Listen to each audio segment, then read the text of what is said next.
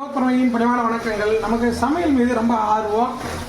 ஏன்னா சமையல்லாம் உயிர் வாழ முடியாது. சாப்பாடு இல்லைன்னா நம்ம எங்கள் அக்கா வீட்டுக்கு வந்திருக்கோம். ஹாப்பியாக என்னுடைய குழந்தைகள், என்னுடைய அக்கா பசங்க, மாமா பசங்க கூட மகிழ்ச்சியாக இருக்கேன். நாட்களை ஒதுக்கியிருக்கேன் இதுக்காகவே.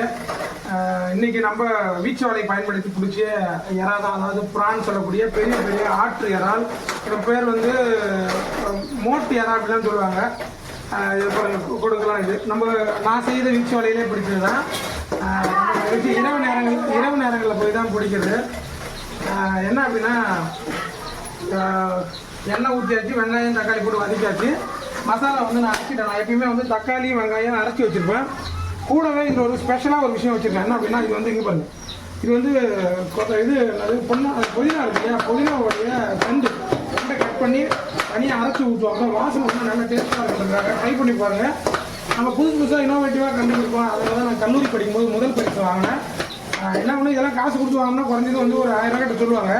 ஆனால் நானே பிடிச்சதுனால இதை நிறைய நம்ம பிடிச்சது வந்து கொடுக்கும்போது ரொம்ப மகிழ்ச்சி. நீங்களும் முடிஞ்சால் என்னுடைய வீச்சு வாங்கி பயிற்சி பண்ணி பாருங்கள், மகிழ்ச்சியாக இருப்பீங்க. வாழ்க யோகம் யோகம் மட்டும். அடுத்த பதிவில் கண்டிப்பாக சந்திக்கிறேன்.